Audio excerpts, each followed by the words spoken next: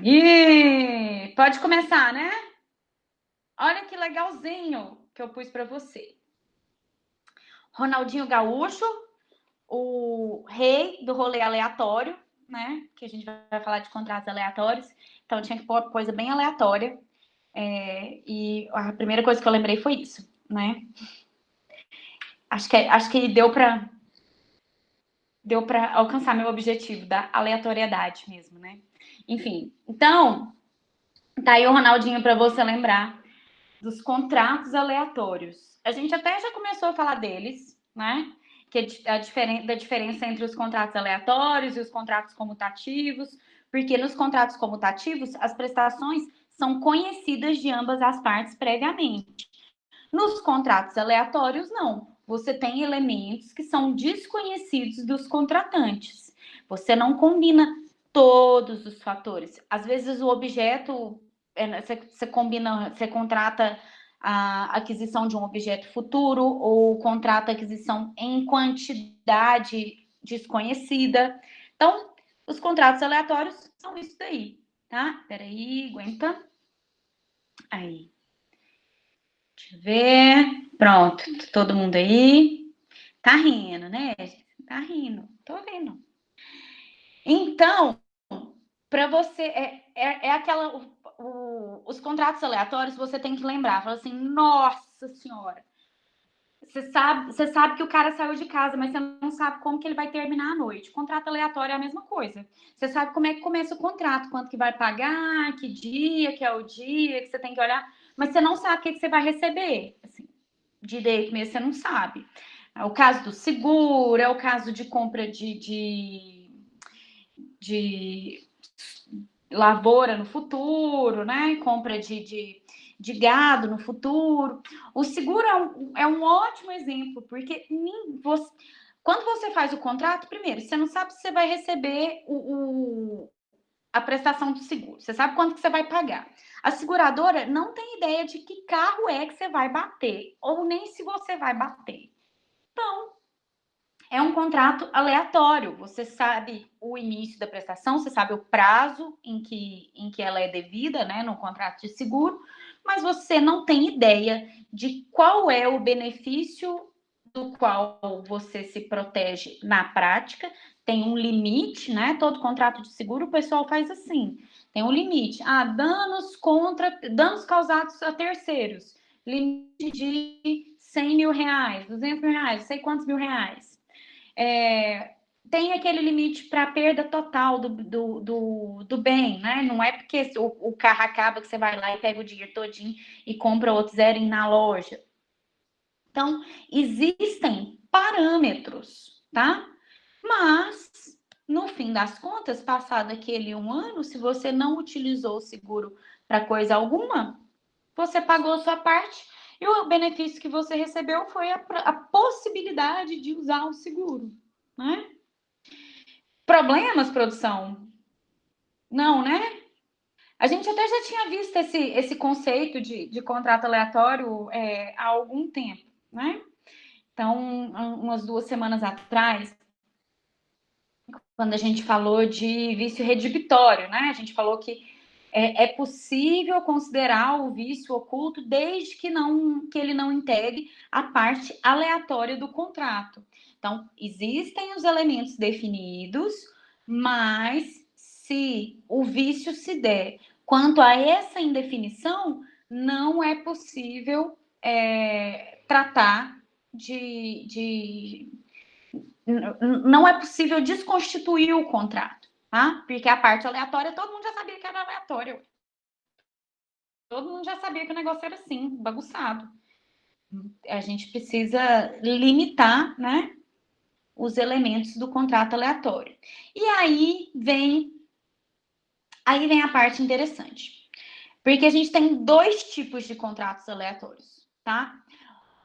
Um que está descrito lá no 458 e o contrato aleatório que está descrito no 459. Porque o legislador te propõe duas possibilidades de fixação de aleatoriedade. Então, a primeira delas, aí no contrato aleatório Empsius Pay Pro, eu tenho que saber esse nome é muito feio, não tô gostando. Eu sei, bebê, mas esse nome, uma hora que você estiver fazendo aquelas provinhas maldosas daquelas pessoas sem coração que elabora prova, esse povo vai querer esse nome, você, tá? É bem possível que o povo vai querer esse nome de você. Então, você tem que saber mais ou menos, tá? Eu decorei esse negócio de um jeito muito retardado, daqui a pouco eu vou te falar. Mas, assim, pra mim funciona, então eu falo pra você o que eu fiz, tá? Porque eu fico sempre pensando assim, nossa, com o que esse nome parece? Porque se eu não souber nada, eu vou ter que pensar nisso, né? Um jeito de eu chutar. Então, eu fico pensando assim. Então, o contrato aleatório Empsius Pay do 458 é aquele em que há dúvida quanto à própria existência da coisa. Você não sabe se a prestação de uma das partes vai existir ou não. Pode ser que ela exista, pode ser que não. É o caso do seguro. Você contrata a seguradora. A seguradora pode ter que te pagar ou pode ser que não. E mesmo assim, você tem que pagar o seguro, porque você contratou, não é? Você tem dúvida quanto à existência da coisa, a existência da prestação. Diferentemente, acontece no contrato aleatório descrito no 459. Daqui a pouco a gente chega nele, tá? No contrato aleatório descrito no artigo 459, a nossa dúvida é sobre a quantidade desta coisa. Que ela vai existir é certeza. Você não sabe em que quantidade, mas ela vai existir, tá? Ela tem que existir. Você não pode chegar lá e falar assim: ó, você comprou aqui minha safra de soja desse ano, de 2020, mas eu não tenho soja não, bem. Tem nada. Você não pode dar essa resposta no final, tá? Então, se for um contrato aleatório entre os P's peratai, aí tem que ter, tá? E aí eu lembro desse negócio aqui, ó, essa palavra peratai, tá vendo? É porque ela é uma coisa esperada. Então, não tem dúvida. Se você está esperando é porque você não tem dúvida. Ela tem que existir. E no outro, ela não precisa existir. Falei que era bobo, estúpido, né? Mas eu decorei assim. Porque numa, se você espera, é porque ela vai existir. E na outra, você nem sabe se vai ter, se não vai ter, o que vai acontecer. No contrato aleatório descrito no 459, a sua dúvida diz respeito somente à quantidade, porque a existência é certa, tá? Difícil? Alô? Ó, Senhor, eu perdi as almas, Senhor. Difícil não? É, eu te entendo, Solange, é chatinho, né? Beleza, por enquanto, tranquilo. Ótimo. Então, vou prosperar, tá bom? Ó o 459, eu coloquei ele aqui para você, ó. Ah, vamos ler o 458, né? Vamos ler o 458 aqui para a gente fechar. Aí, ó, o 458, que é esse aqui, ó. Dúvida quanto à existência da coisa. Se o contrato for aleatório, por dizer respeito a coisas ou fatos futuros, cujo risco de não virem a existir um dos contratantes assuma, tá vendo? Risco de não virem a existir. Então, você sabe, um dos contratantes sabe que a coisa pode sequer ocorrer, tá?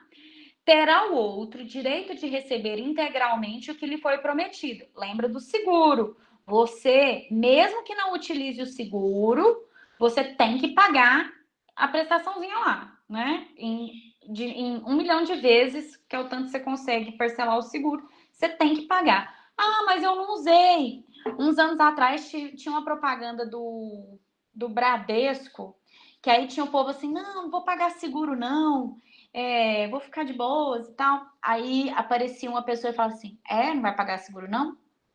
Vai que. E aí era só esse cara falando assim, vai que, né? É melhor você pagar e não usar do que precisar e não ter, né? Era a ideia da propaganda. Era o vai que. Então, você assume o risco de se quer receber a prestação do seguro e o outro tem direito a receber integralmente o que lhe foi prometido. Você paga lá pelo trabalho da seguradora. Desde que. Peraí. Desculpa.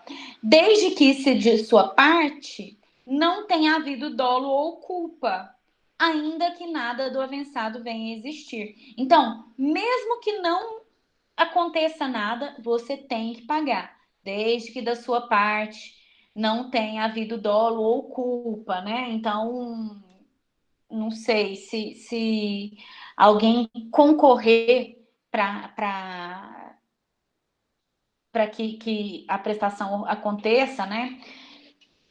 Num contrato desse, suponha que você fez um contrato desse para lavoura, para gado, tudo bem? E aí você fez o contrato considerando o dispositivo do 458. É bom você fazer um contrato desse, né, considerando que ainda que não venha existir, isso vai estar no contrato, tá? Ainda que não tenha uma vaca, um bezerrinho, tem que pagar, né? Você fez o contrato desse jeito.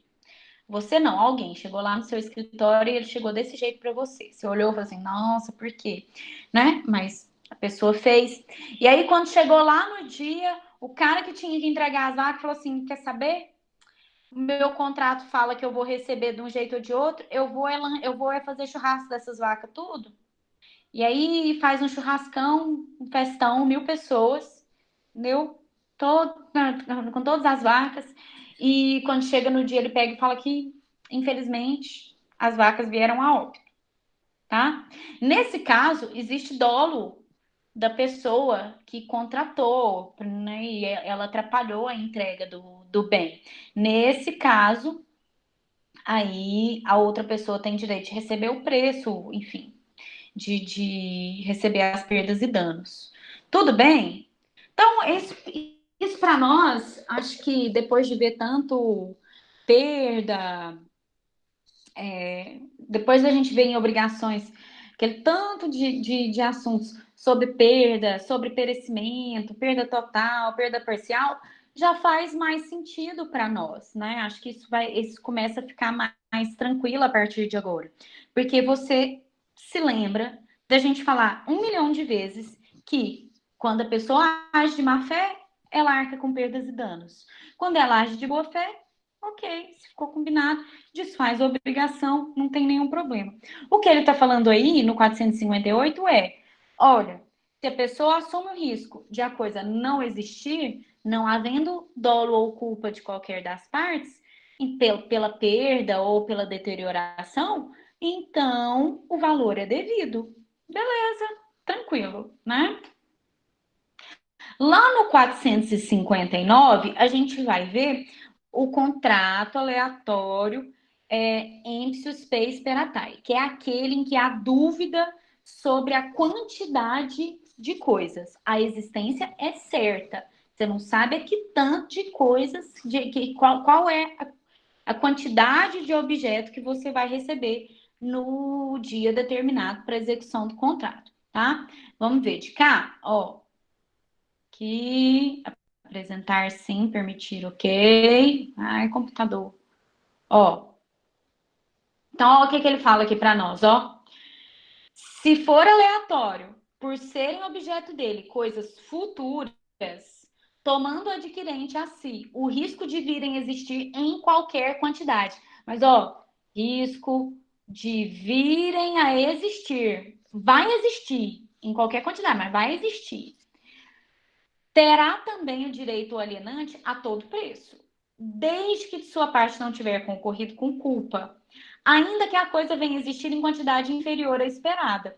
Então, se a pessoa que vende, né, não tem culpa pela redução da quantidade da coisa, aí existe existe direito a todo preço, enfim, a todo benefício, né? Lembra que cada um tem uma obrigação nesse contrato, um de entregar a coisa e outro de pagar o preço, enfim.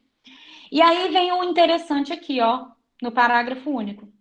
Se da coisa nada vier a existir, lembra que a gente garantiu a existência de alguma coisa. Se nada vier a existir, alienação não haverá. E o alienante restituirá o preço recebido. Então, quando há dúvida sobre a quantidade e não sobre a existência, o valor tem que ser devolvido. Quando a dúvida é sobre a existência, tá? Quando é uma dúvida maior, pagou, tá pago, acabou. Ninguém vai devolver dinheiro se a coisa não vier a existir. Legal, né? Ó, de novo. No contrato aleatório em que existe dúvida sobre a própria existência da coisa, caso ela nem venha a existir, o valor é devido, o valor pago é devido. Se a dúvida no contrato aleatório for sobre a quantidade desta coisa, caso ela inexista, tem que devolver o dinheiro. Tudo bem? Alô? Problemas, produção? Peraí. Alô, irmãos e irmãs. Estamos aqui reunidos. Vixe? Na existência, o valor pago não é devolvido. Não é devolvido. Isso. Que eu falei. Eu falei. Ó, de novo, de gavar. Ó, fio que tá falhando. Olha só. Se a dúvida é quanto à existência, desde o começo você combina. Você não sabe se vai receber, se não vai receber, né? Você combina, ó, te pago aí seguro, tá? Te pago R$ 1.000 por esse ano de seguro. Você não sabe se você vai receber o benefício do seguro, tá? Não tem ideia. Aí chega no final do ano, você não recebeu nada. Aí o que você fala? Então me devolve meu dinheiro? Não, porque desde o começo era um contrato aleatório em que você tinha dúvidas sobre a existência da coisa, tá? Beleza. Você faz um contrato para comprar a minha lavoura de soja. Eu plantei lá 150 alqueires de soja, tá? Plantei. E aí você fala assim, ó, daqui 2 anos eu compro essa safra sua aí, desses 150 alqueires. O que eu quero toda a safra. Entre nós, fica combinado que não existe dúvida a respeito da existência da safra, né? Vai ter a soja lá, eu vou colher. Eu não sei que tanto, eu não sei que qualidade de soja, eu não sei como é que vai sair o grão de soja, não sei. Eu plantei essa soja aqui, te dou a amostra, sei lá, tá? Vai ter a soja. Não existe dúvida a respeito da existência, tá? Do bem, só sobre a quantidade. Quantas toneladas eu vou tirar de lá? Quando chega lá no final do contrato, no dia do contrato, você já me pagou, claro, para reservar a soja para você, nesse preço que a gente combinou hoje, né? Não é o preço de daqui 2 anos, que a gente nem sabe quanto que vai estar. Tá. Então, você já me paga hoje, que é uma coisa ótima para mim, né? Eu recebo hoje para te entregar um negócio daqui 2 anos. É muito maravilhoso, tá? Aí eu combino com você. Quando chega lá no dia, daqui 2 anos, no dia do prazo que eu achei que eu ia colher, lá naquele mês, sei lá, eu viro para você e falo assim: ó, negócio é o seguinte, tive um probleminha e não tem soja, não.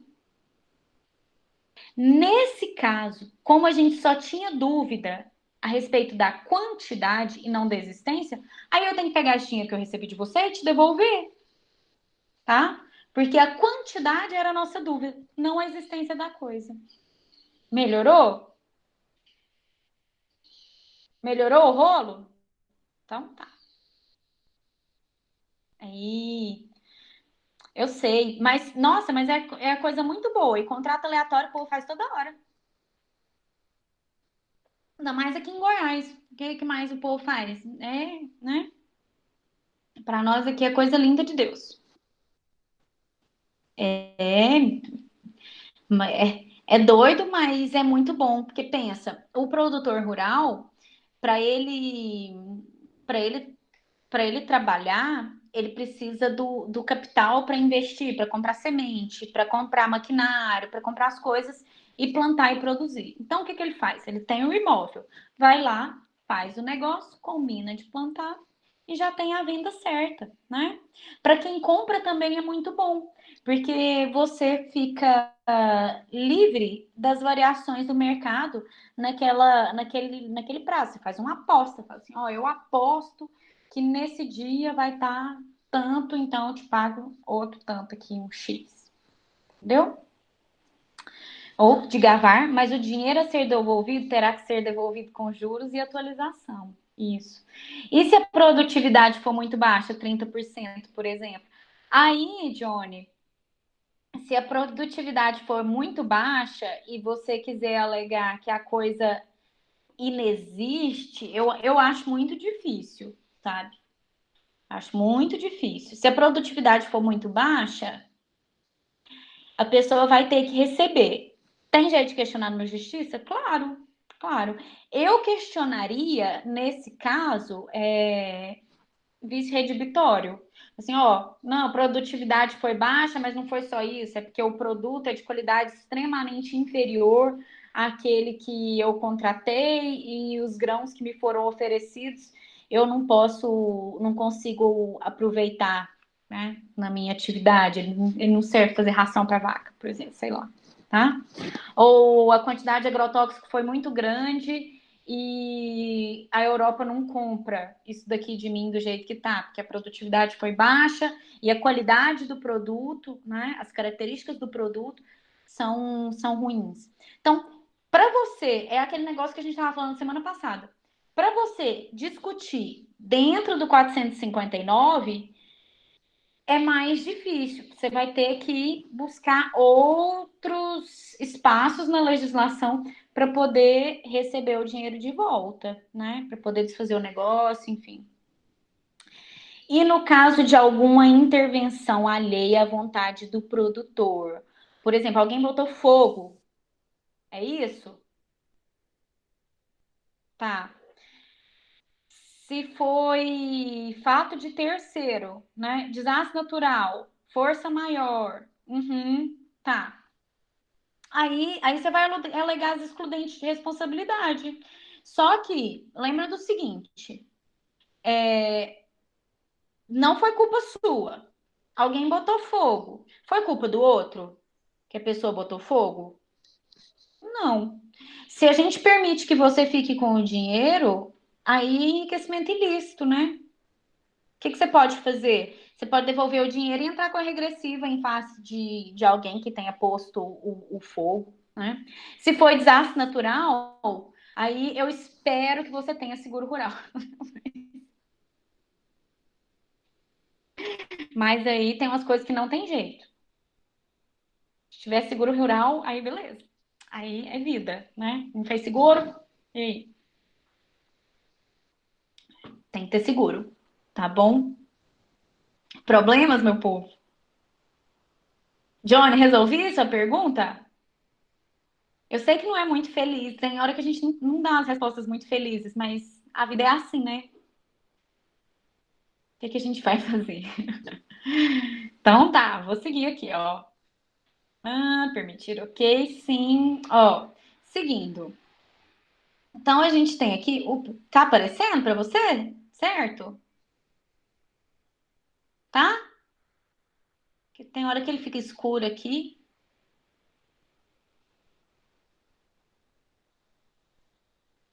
Ixi, ninguém tá me vendo.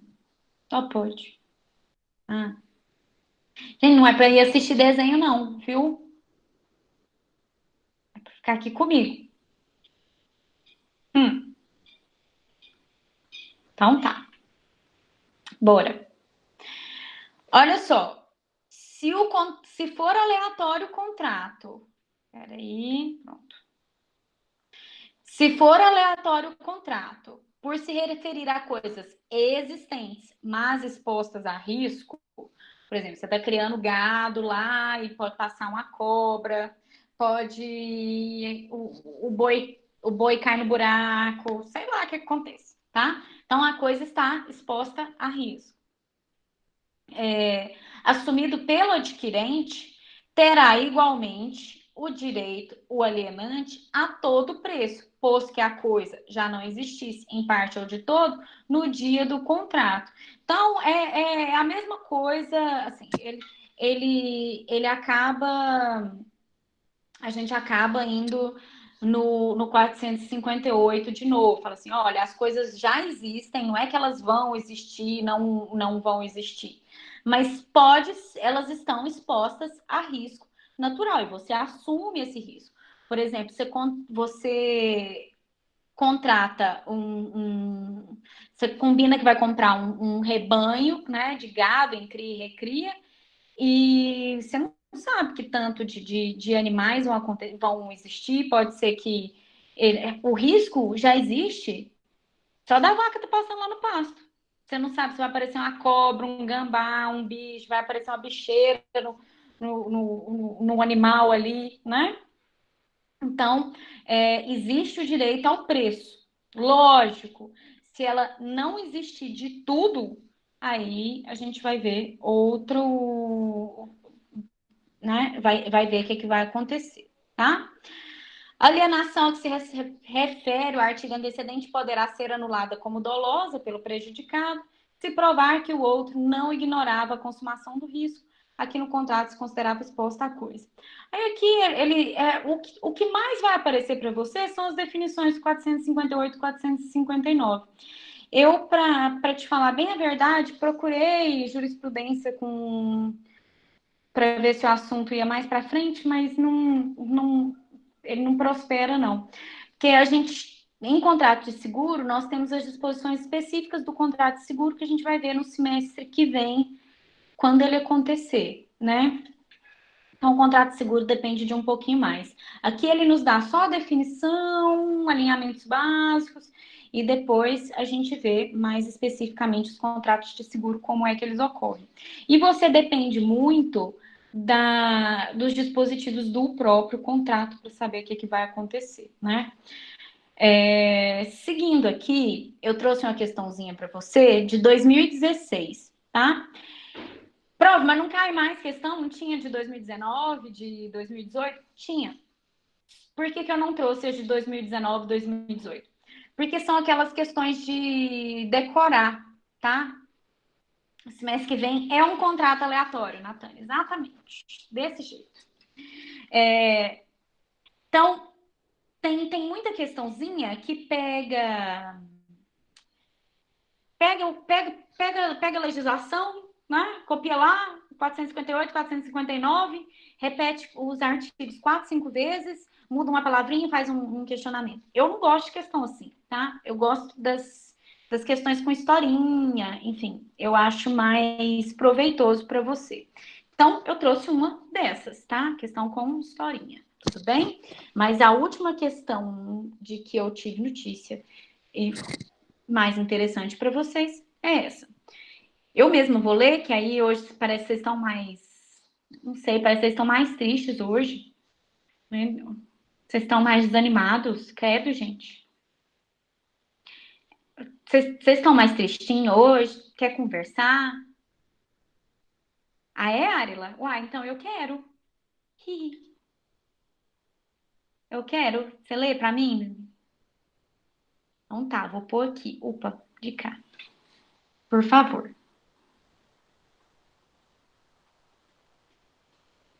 Show? Gente, vocês vão ouvir minha mãe falando no fundo, tá? Mas é isso aí. Qualquer coisa traz ela para ler. Não tem. Vamos lá, Mas não tá 2016. dando para ouvir, não. Pode ficar tranquila. É porque agora ela é minha sócia, fica do meu lado. 2016, FCC, que é isso, AL? Assembleia Legislativa. Ah, tá. Consultor de processo legislativo. Ricardo firmou com Emanuel contrato por meio do qual adquiriu safra de milho que viria colher no ano seguinte. Em referido contrato, estabeleceu-se preço certo e inalterável a ser pago quando do dia previsto para a colheita, não importando a quantidade de milho colhido, se maior ou menor do que o originalmente esperado. Estipulou-se ainda que o pagamento seria devido mesmo que, por qualquer causa, nenhum grão viesse a ser colhido. As partes expressamente assumiram o risco de o contrato ser mais ou menos vantajoso a qualquer uma delas, e também quanto à possibilidade de que os grãos não viessem a ser colhidos. Referido ao contrato, Uhum. Olha só, olha o tanto que a questão é maldosa. Ó. Não importando a quantidade, estipulou-se ainda. O pagamento seria devido, mesmo que, por qualquer causa, nenhum grão de milho viesse a ser colhido. Legal, né? Tá vendo? O que o povo da questão faz com você? Ele mistura os dois conceitos e para ver se ele te deixa em dúvida. Vamos dar uma olhada aqui nas alternativas. Referido contrato, segue, por favor. A. É nulo porque o Código Civil não admite a compra e venda de coisa futura? B. Claro que admite, tem lá o contrato aleatório para isso. B. Tem como objeto coisa futura, o que é admitido pelo Código Civil e obriga as partes, ainda que nenhum grão venha a ser colhido, tendo em vista tratar-se de contrato aleatório. Uhum, essa aí que é dada como correta lá pela Fundação Carlos Chagas. C. Tem como objetivo coisa futura. Não, tem como objeto coisa futura, o que é admitido pelo Código Civil, mas somente obriga as partes se os grãos vierem a ser colhidos, tendo em vista a vedação a que se firmem contratos aleatórios. Não é vedado, ao contrário, está previsto no código. Aqui ele está jogando com os dois conceitos, né? De quantidade e de existência. Que é pra... E aí ele coloca lá no finalzinho uma bobagem para ver se você, né, ao Cai. ler 5 itens muito semelhantes, se você cai. D. É inexistente, porque o Código Civil não prevê a compra e venda de coisa futura. Uhum, segue. E. Tem como objeto coisa futura, o que é admitido pelo Código Civil, mas não obriga as partes se os grãos não vierem a ser colhidos, tendo em vista a vedação ao enriquecimento sem causa. Não, né? Dependendo do contrato aleatório, é muito possível que haja obrigação, ainda que os grãos não sejam colhidos, tá? Obrigada, Arila, obrigada. E não. Perceba você que nessa questão, o que ele faz? Ele joga com os conceitos e te deixa assim, preparadinho, preparadinho, para ficar preocupado com o que vai perguntar. Eu sempre falo para você a mesma coisa. Ou dá um jeito de ler os itens primeiro. Quando você for fazer uma prova dessa, que tem a historinha e depois a perguntinha e depois os itens, lê os itens primeiro, tá? Porque quando você lê os itens, você vai ver que você não precisa ficar surtando com o conceito de contrato aleatório, considerando a existência e considerando a quantidade. Nessa pergunta aqui, ele podia ter perguntado 1000 coisas. Quando eu coloco um negócio desse na prova, eu geralmente mudo os itens, né? Eu modifico os itens que é para dar uma animadinha na questão. Mas dava para perguntar 1 milhão de coisas nessa questão aí, né? Mas se você entender essa diferença e lembrar disso, que precisa, primeiro, você precisa ver o contrato. Você vê que eles fizeram um contrato de quantidade ou um contrato de existência? Dúvida na quantidade ou na existência nessa questão? O que você acha? Essa questãozinha nossa aqui, ó. Opa, cadê ela? Ó, peraí, de Gavar, deixa eu pôr aqui na apresentação. Olha só. Ó que legalzinho. esse contrato aqui é um contrato em que existe dúvida sobre a quantidade da coisa ou sobre a própria existência? Aí, ó, não importando a quantidade, beleza. Só que eles colocaram aqui, ó, no final, o risco de ser mais ou menos vantajoso e a possibilidade que os grãos não viessem a ser colhidos. Ou seja, esse aqui é um contrato típico do artigo 458 do Código Civil, tá? É um contrato aleatório em que existe dúvida sobre a existência da própria coisa, tá? A dúvida inicial é sobre a quantidade, mas ele, quando resolveu encaixar essa cláusula aqui, ó, dúvida quanto à existência. Ele poderia ter perguntado isso, mas ele resolveu perguntar outra coisa, que não tem nada a ver aqui na questão. Acho que eles desperdiçaram esse enunciado legal. Mas é isso, tá? Não importa. Exatamente. Esse não importando a quantidade aqui é feito para confundir. Isso é falta de Jesus no coração de quem elabora a questão dessa, tá? É feito para confundir mesmo. Mas, já que a pessoa não tinha Jesus, podia ter aproveitado e fazer um negócio mais emocionante depois. Eu só acho. Próximo slide, por favor. Aí. Resolveu, Johnny? Pronto. Aí. Por nada, por nada. Eu vou passar os slides para vocês, porque ontem eu ainda estava editando o vídeo da semana passada. Mas hoje eu vou editar os vídeos de ontem e de hoje, para ver se termina. E aí eu posto, tá? Tem gente que fica esperando, eu sei. Pronto, deu certo? Deu certo? Vocês querem que mande o slide agora? Eu mando. Espera aí. 55 até o 71. Aguenta aí. Mando já. 55 até 71. Resolve se mandar para você? Hum?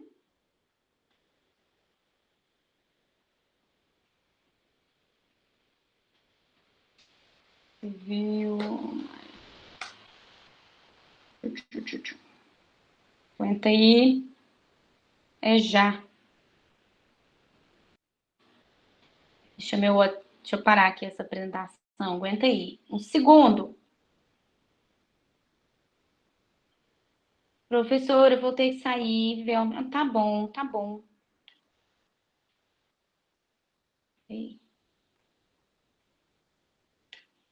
Aqui. Vou mandar para Vitória. Você tá aí, Vitória?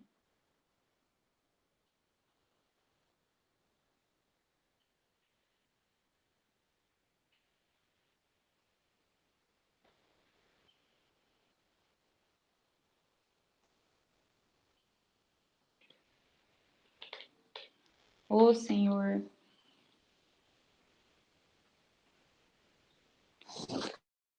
Gente, eu não tô achando o trem aqui no meu negócio. Ah, eu pus é aqui, né?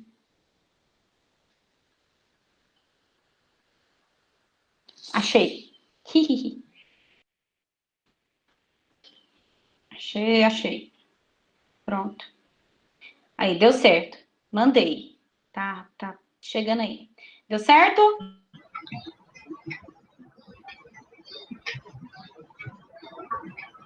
Pronto. Beleza. Obrigada, Vitória. Desculpa, gente, eu esqueci. Aí. Agora sim. Resolvido. Tá? Vamos seguir a nossa vida. Aqui. Pronto. Olha aí, coloquei para você o moço que acabou de aproveitou, né, essa quarentena para pensar na vida, né? Ficou lá pensando, tô trabalhando demais, acho que eu vou arrumar um novo time para mim. E aí, ele fez um contrato preliminar com quem? Aqui, ó. Exatamente o melhor clube de todos. Já está treinando, né? Na casa dele lá, tudo bonitinho. Fez um contrato preliminar com o Verdão. Toma posse, mami. Toma posse. Eu tomo posse dessa palavra. Vem, vem. Então, o contrato preliminar é aquele que você faz, tá? E ele é igualzinho ao contrato definitivo. Só a forma do contrato que não precisa ser a mesma. Então, você faz um contrato de compra e venda, né? Você não precisa necessariamente estabelecer todos os requisitos formais, enfim. Mas ele tem que ter todas as cláusulas, todos os requisitos essenciais, ou seja, todos os pontos principais do contrato, preço, prazo, tempo, tudo direitinho, as pessoas. Então, o contrato preliminar, ele tem os mesmos termos do contrato definitivo, só que a forma pode ser um pouquinho diferente, tá?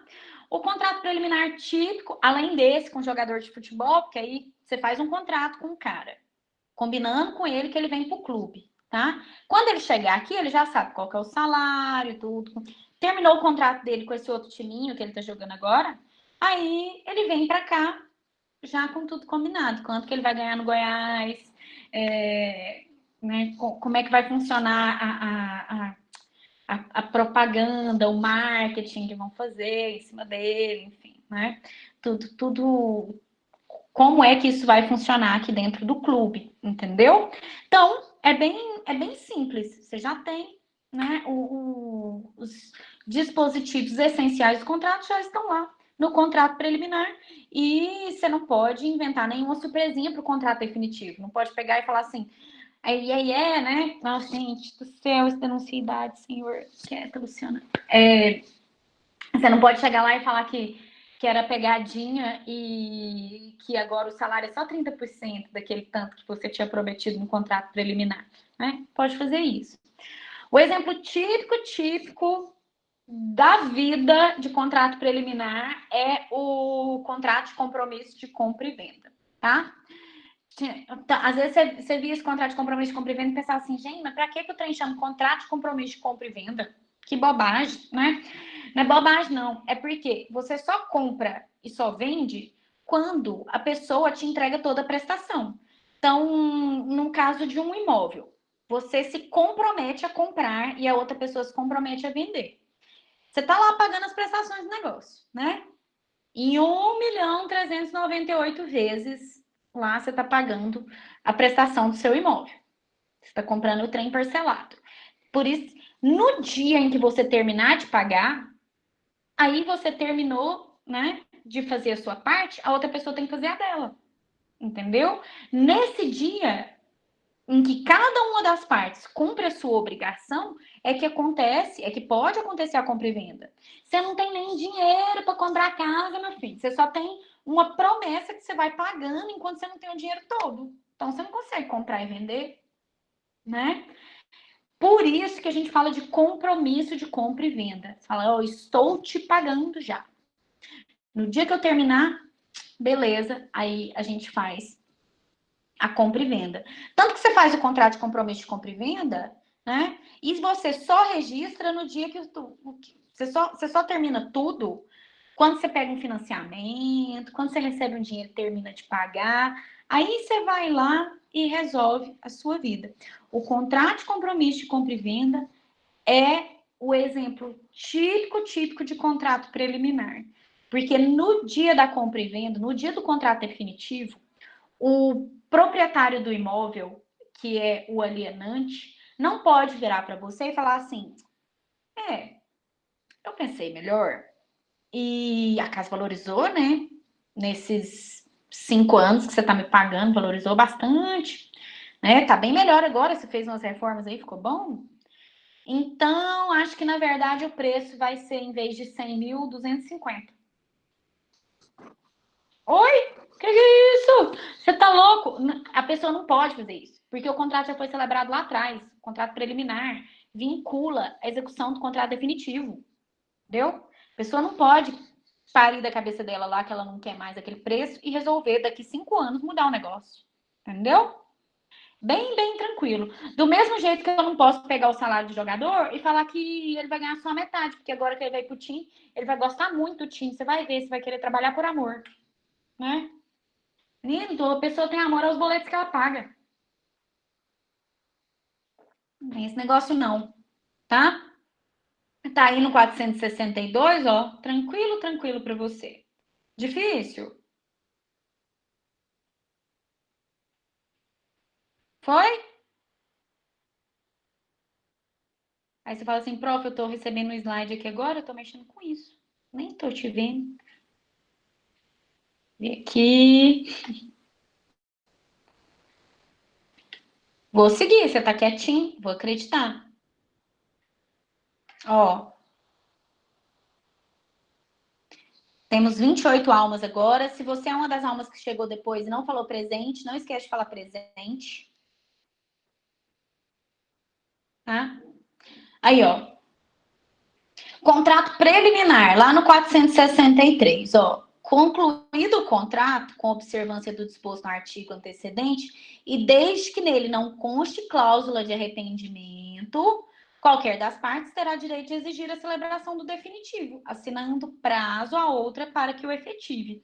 Então, você pagou, você fez sua parte, você vai lá e quer que passe a casa para o seu nome, né? Você quer o contrato definitivo, passando a casa para o seu nome, tudo certinho. Pagou, acabou. Se a pessoa não fizer o contrato definitivo, o que, que você faz? E aí? Você não faz o contrato definitivo para passar a casa para o seu nome? Isso, adoro pessoas presentes. Muito bem. Você não faz o contrato no seu nome, aí você ingressa em juízo com uma ação de adjudicação compulsória, que é para a pessoa ser obrigada a te entregar, tá? Então, você pode procurar a justiça com ação de adjudicação compulsória. Você vai lá e fala assim, ó, eu tenho um contrato aqui, ó, cumpri minha obrigação, agora eu quero o registro. Quero que coloque o negócio no meu nome certinho, tá? Aí, ó, o contrato preliminar deverá ser levado ao registro competente. Apesar do parágrafo único do 463 falar que tem que ser levado ao registro, na verdade, não exatamente tem, não. Ele pode ser levado a registro para que gere efeitos perante terceiros, tá? É para isso que serve, mas você não é obrigada a registrar, não. Isso aí, ó, tem súmula do STJ, tem enunciado das jornadas para falar exatamente isso. Que o registro é ele visa interferir no âmbito de eficácia perante terceiros. Né? Então, se você registra o contrato preliminar na matrícula lá do imóvel, então um terceiro não pode alegar que não sabia da existência desse contrato.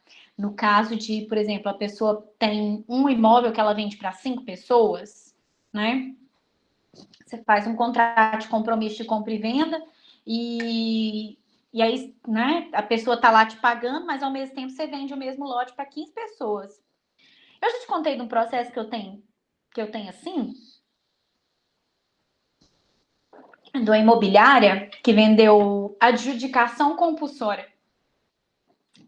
Eu sei que a imobiliária vendeu tinha um condomíniozinho e uns 30, 40 lotes, assim, pequenininho, não é condomínio grande, não. E os lotes pequenos também, tá? Aí, eu sei que a imobiliária começou a vender o mesmo lote para mais de uma pessoa, assim, para bem mais de uma pessoa. E tá lá, né? Eu sei que eu cheguei lá no fórum, o processo era físico. Cheguei lá na vara para olhar o negócio, assim, eu quero olhar esse processo aqui, né? Fui ver as coisas da imobiliária lá, sei que meu cliente trouxe. E aí o processo físico, o moço pegou e virou para mim e falou assim, mas para que você quer olhar esse processo? Não, Eu quero ver, porque eu tenho uma parte interessada no bem. Ah, tá. Ele falou assim: espera aí, vem nessa porta de cá. Eu fui. Chegou lá, tinha uma mesa. Sabe aquela mesa da sala dos professores, da sala nossa lá, aquela que eu uso, a mesa do professor? Aquela mesa estava cheia de pilhas de papel que eram os processos, o processo que eu queria olhar e os seus apensos. Ele pode olhar aqui, tá aqui, é um desses volumes. Porque a imobiliária vendeu um negócio para tanta gente, aí todo mundo querendo adjudicação compulsória. Falei, ai, misericórdia, né? Aí eu falei pro cliente, ó, a adjudicação compulsória não vai rolar, porque tem tanta gente aqui que também é dono desse negócio, porque a imobiliária vendeu o mesmo lote seu para não sei nem quantas pessoas, e não fez isso, não foi só com o seu lote, tem um monte de lote também nessa mesma situação. Então, vamos pedir a rescisão do contrato, a gente pede a devolução do dinheiro, né? E aí a gente foge desse processo, porque a gente tá fazendo outro pedido de outra coisa, né? A gente não tem nada com isso, a gente não quer o lote. Aí a gente não vai lá pro meio daquele bolo lá, daqueles processos confusos. E foi justamente isso que a gente fez. Agora tá procurando dinheiro, né, da imobiliária, mas já tá mais próximo de receber do que o lote que tá lá pendurado. Não sei nem para ver o que vai acontecer, entendeu? Então, assim, tem horas que você precisa pensar que o caminho mais óbvio não é aquele que vai dar certo, em razão da conjuntura da coisa, tá? Não adianta nada eu ter direito ao registro do imóvel, porque eu tenho um contrato preliminar de compromisso de compra e venda, pago com a minha obrigação cumprida bonitinha, se a coisa é litigiosa, né? Litigiosa demais. E se eu não sou o primeiro adquirente? Então, você tem que pensar em outra coisa para fazer, tá?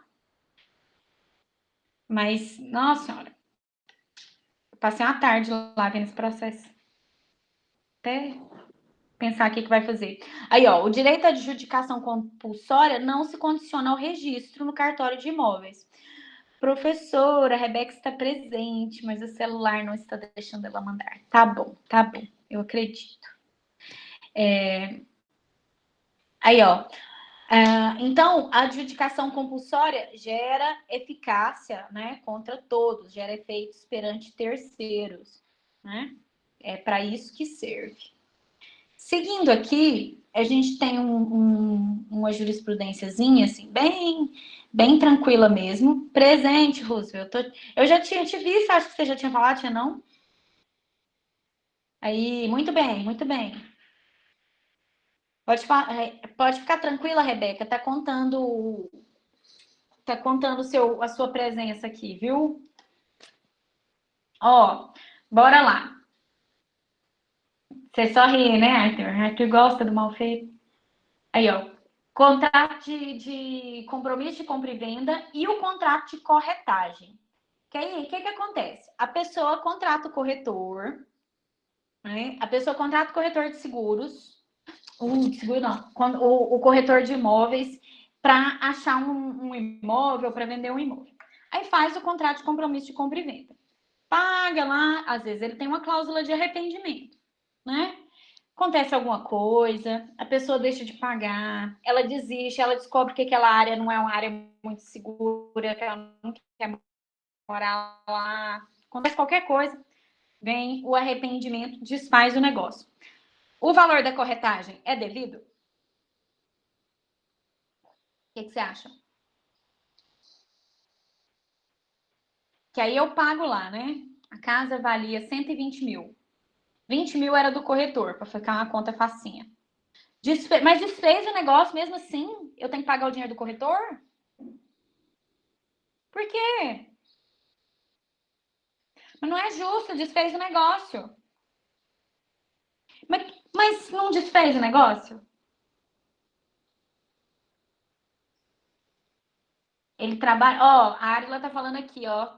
Aliás, tem um monte de gente aqui discordando de mim, gente. Ele fez o trabalho dele.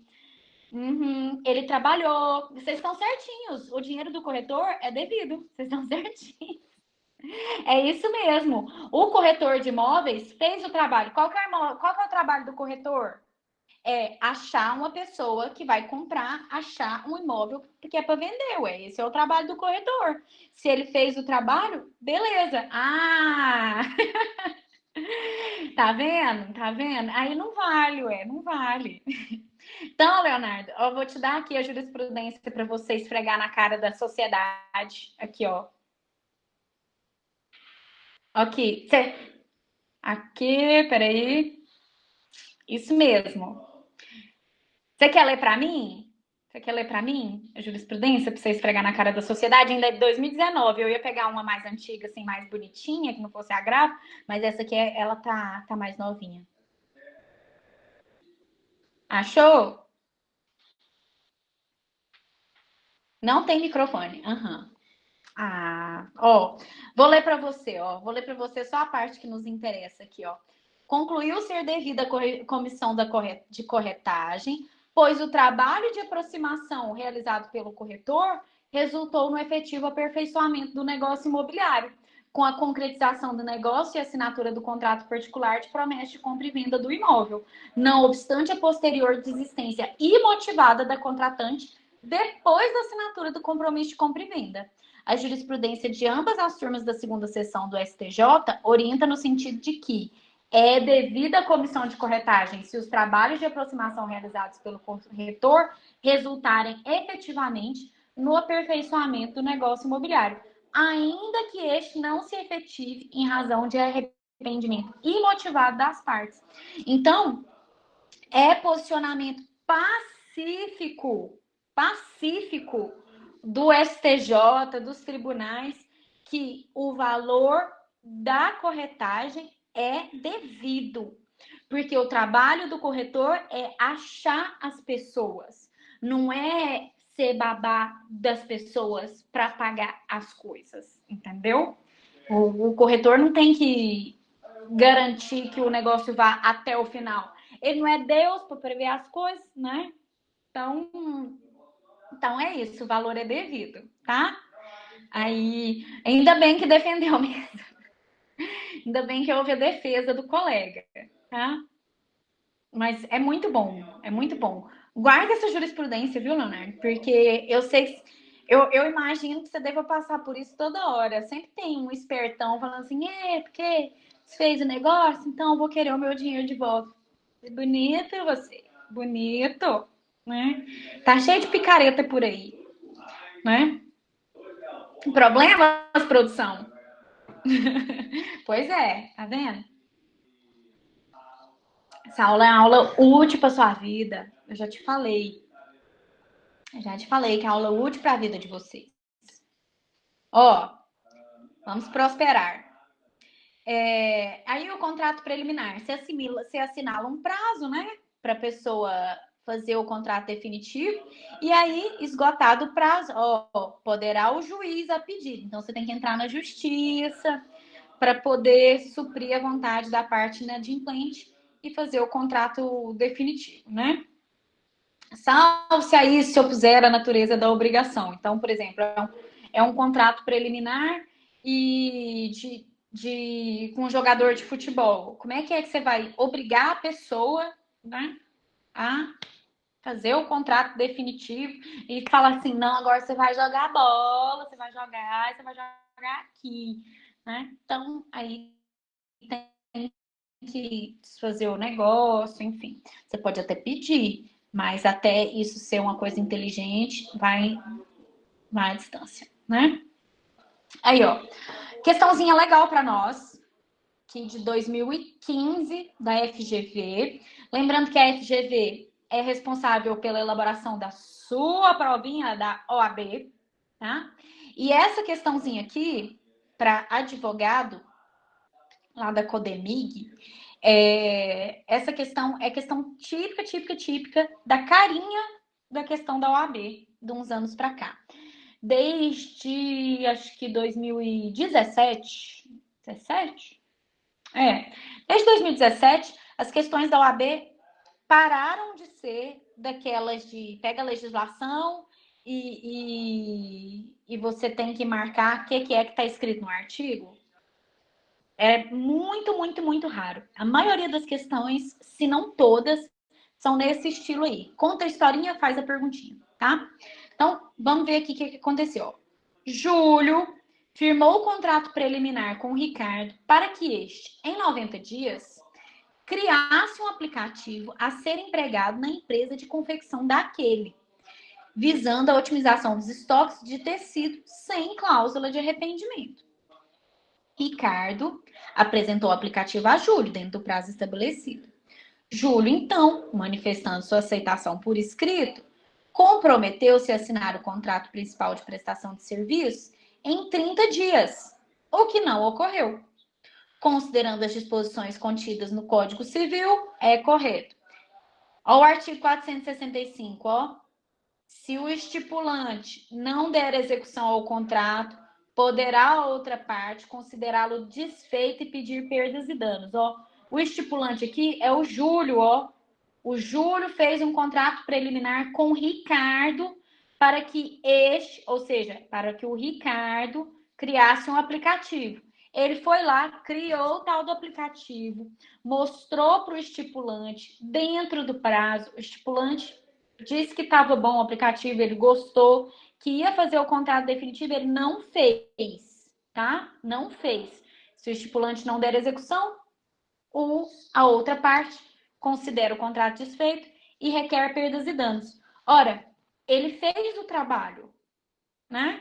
É a mesma coisa lá do corretor. Ele fez o trabalho, ele anunciou, ele realizou alguma diligência. Então, as perdas e danos precisam ser consideradas. No caso do contrato de corretagem, por exemplo, aquele valor que o corretor gasta para anunciar o imóvel, esse ele tem direito, né? De receber tudo, mesmo que ele não venda, sei lá, tá? Esse ele tem direito, porque ele faz um gasto com relação a isso. Geralmente, os corretores colocam lá no contrato que as despesas com anúncios são suportadas por aquele que anuncia, né? Por aquele que contrata, que chama o corretor. Mas tem que haver contrato, né? Lembra do seguinte, Leonardo, lembra que o contrato, ele pode ser escrito, ele pode ser verbal, ele pode ser tácito, pode ser expresso. Então, às vezes o povo pega e fala assim: ah, mas não tem contrato. Como assim que não tem contrato? Às vezes não tem um contrato num papel, escrito no papel direitinho, mas você negociou tudo pelo WhatsApp, isso pode ser usado como meio de prova. Você vai lá, vai ao cartório, né, pede uma ata notarial, pede para colocar lá o seu WhatsApp tudo direitinho, né? Registra tudo bonitinho e usa como meio de prova, falando assim: olha, nós fizemos um contrato. Tá aqui, ó. Beleza. Tá? Logicamente, você pode discutir tudo isso na justiça se você quiser. Qual que é o problema? Muitas vezes o valor que você, né, que você despende com o anúncio, ele não compensa os honorários que você paga, tá? Daqui uns dias, quando você for advogado, aí sim, aí você pode aloprar na justiça, que você entra no juizado, você não vai pagar honorários mesmo.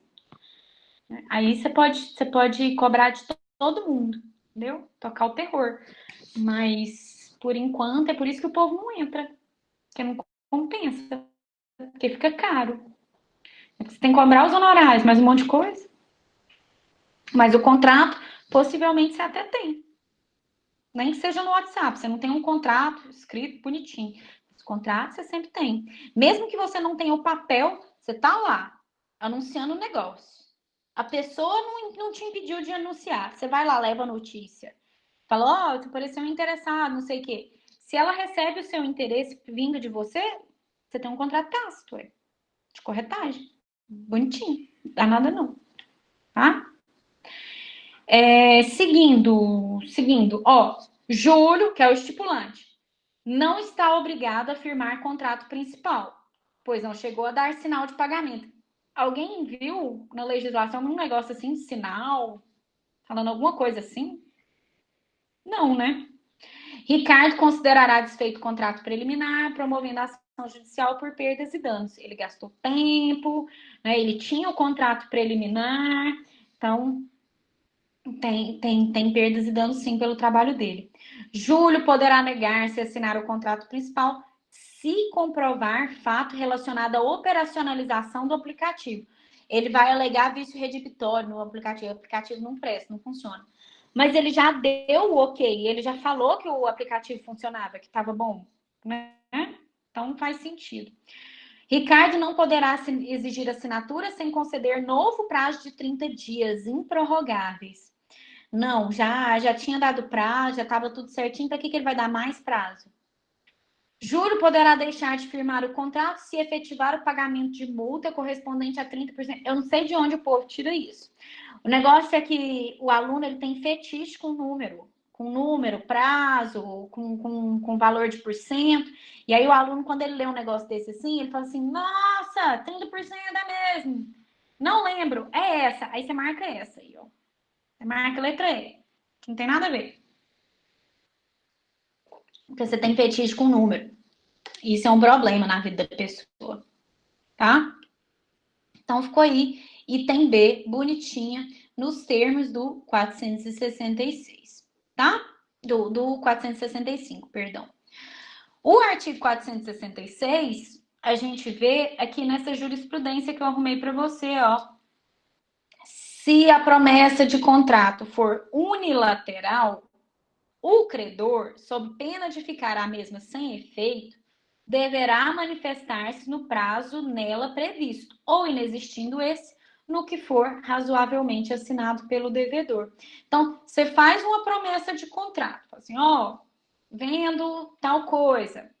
E aí, peraí, de gravar. Se a promessa de contrato for unilateral, o credor, sob pena de ficar a mesma sem efeito, deve manifestar-se no prazo nela previsto. Então, você tem que falar alguma coisa. Se não falar, aí fica... se não falar nada, deixa por isso mesmo, né? E inexistindo prazo no que o devedor, a outra pessoa, assinar, né? O credor aqui é o estipulante e aqui é a outra pessoa. No caso da nossa jurisprudência aqui, ó, eu trouxe para você uma promessa de doação, ó. Promessa de doação, tá? Olha só o que ele fala aqui, ó. Ação de cobrança de promessa de doação. Ato de liberalidade, inexigibilidade. O que o STJ falou aqui para nós? Falou assim, ó, a pessoa disse que ia doar para você porque ela é gente boa. E a doação é um ato de liberalidade. Você não pode cobrar liberalidade de alguém, tá? Inviável juridicamente a promessa de doação. Ui, fica péssimo quando eu seleciono, né? Inviável juridicamente a promessa de doação ante a impossibilidade de se harmonizar a exigibilidade contratual e a espontaneidade, característica do ânimos donante. Admitir a promessa de doação equivale a concluir a possibilidade de uma doação coativa, incompatível, por definição, com um ato de liberalidade. Aí, deste modo, negócio jurídico deve ser tomado como comprometimento à efetivação de futura doação pura. Considerando a presente demanda, deriva a promessa de doação pura, que é inexigível judicialmente, revele-se carência do direito de ação, enfim, e aí não aconteceu nada, né? Então, promete, mas você tem que falar alguma coisa no tempo. Se não falar nada, se aceita, se não aceita, aí fica tudo sem efeito, né? Seguindo aqui, isso aqui é até difícil da gente achar jurisprudência. Peraí, que eu tenho uma pergunta. Aguenta. Johnny tá aqui para mim, ó. Luciano, o contrato de compromisso de compra e venda garante a operação? Se eu fiz o contrato de compromisso de compra e venda de 100 mil e encontrei pessoa a pagar de 150 mil, alieno para a segunda, o que pode acontecer? Ixi, isso é uma coisa que, sabe, quem que gostava de fazer isso, Johnny? Era o povo que fazia contrato de compromisso de compra e venda de imóvel na planta. Vende o imóvel na planta para você né, vende o imóvel em construção, imóvel na planta, por, vamos usar o seu número aqui, que eu gostei do seu número, por 100 mil reais, né? Aí o tempo passa, tem uma notícia de uma obra, de alguma coisa, um benefício qualquer, e o mercado começa a negociar imóveis como o seu no valor de 150 mil reais. Você pode vender para uma segunda pessoa e rescindir o contrato feito com a primeira pessoa por 100 mil? Você pode até tentar, tá? Você que é o vendedor, você pode até tentar rescindir, mas você não tem direito de arrependimento nesse caso, tá? Os tribunais são uníssonos no sentido de evitar a especulação e proteger a função social do contrato de compromisso de compra e venda. Porque pensa comigo, você vende um imóvel hoje por 100 mil e você já está recebendo o dinheiro, tá? E o seu imóvel está inclusive na planta, ou seja, a pessoa nem está morando lá.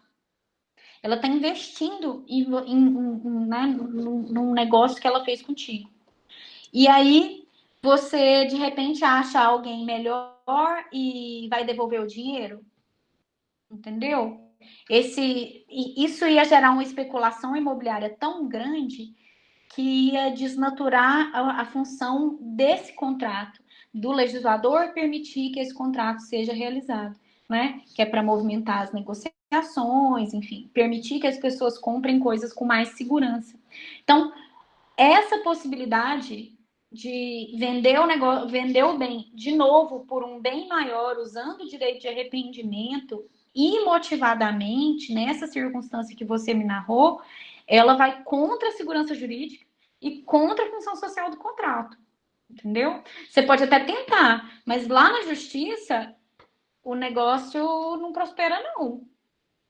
Não prospera, não. A tendência é manter o primeiro contrato no valor de 100 mil reais. Você vendeu por 100 mil porque você quis, porque você não analisou o mercado direito. Então, a bobeira foi sua. Entendeu? Aí mantém o primeiro contrato lá.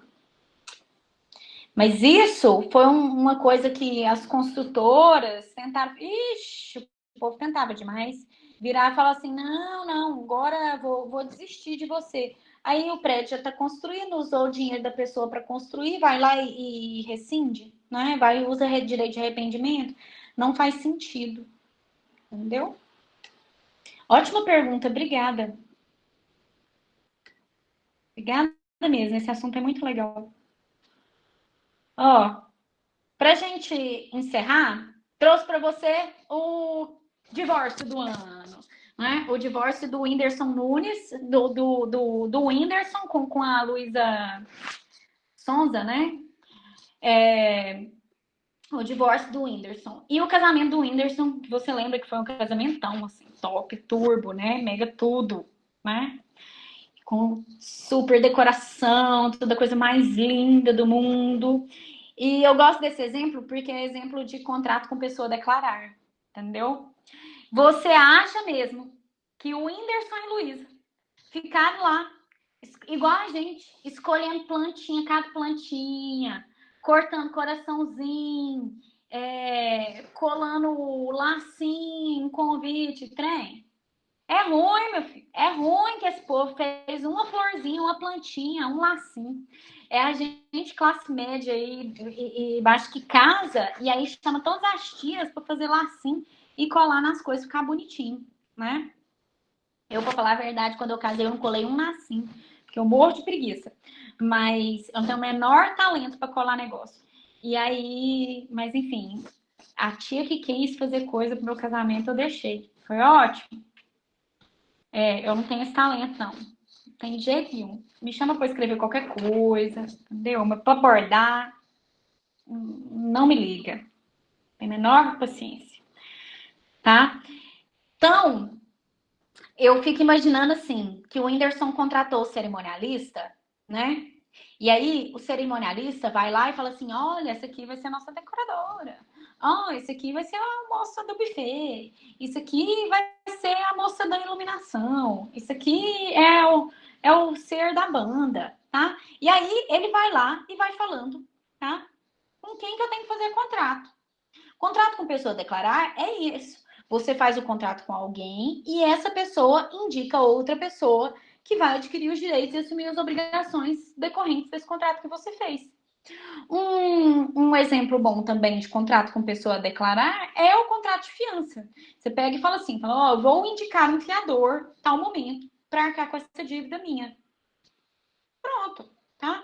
Então você faz um contrato com pessoa a declarar. Você se promete arrumar um fiador até tal dia, né? E aí você indica essa pessoa, tá?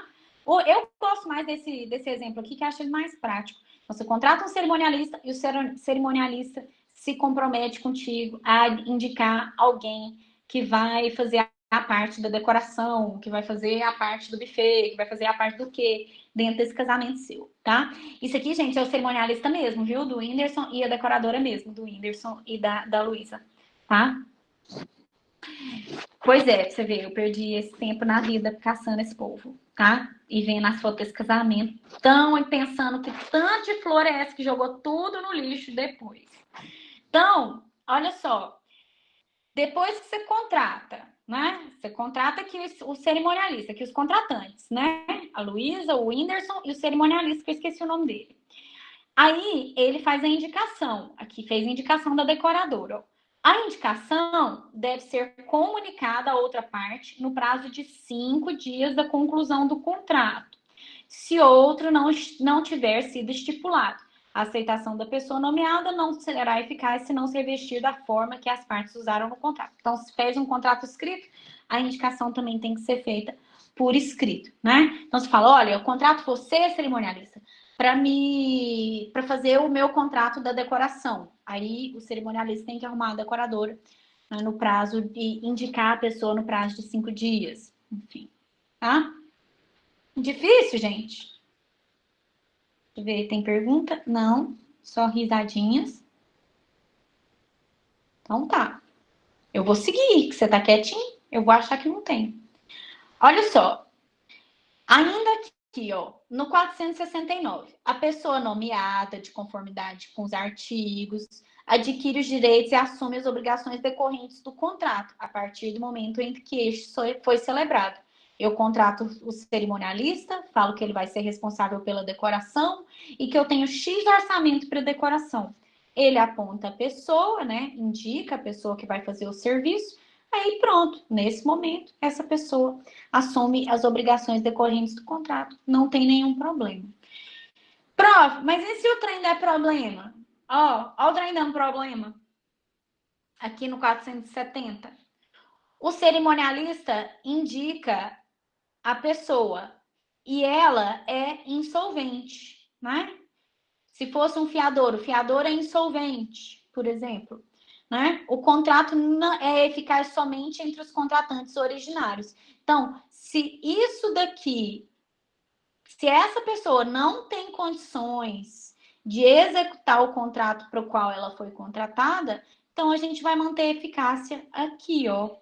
Então, você vai cobrar do cerimonialista. Você entregou o dinheiro para ele para fazer o serviço. Então, você vai cobrar dele, né? Caso a pessoa indicada se recuse ou seja insolvente. Se fosse aqui um contrato de fiança, você fala, você vai indicar, meu filho, o fiador. Aí ele pega e fala assim, não, essa aqui é minha amiga, que é fiadora. Mas a fiadora não tem dinheiro, adianta o quê? Então, a eficácia do contrato vai ficar só aqui mesmo, adianta nada, negócio de fiança. A mulher não tem dinheiro, ela não tem condições de executar o contrato. O que vai resolver? Tá? Então, é muito óbvio isso daqui, tá? É até lógico. Não tem muito trauma isso aqui para nós, não. Vou tirar aqui para você ver, ó, a decoração. Olha que mágico, gente, pensa. Jogou tudo fora no outro dia. Aí, ó. Para fechar, o 471. Se a pessoa nomeada era incapaz ou insolvente, o contrato produzirá efeitos entre os contratantes originários. Então, você nomeia alguém para fazer o serviço aqui, ó. O seu cerimonialista. Você indica a pessoa.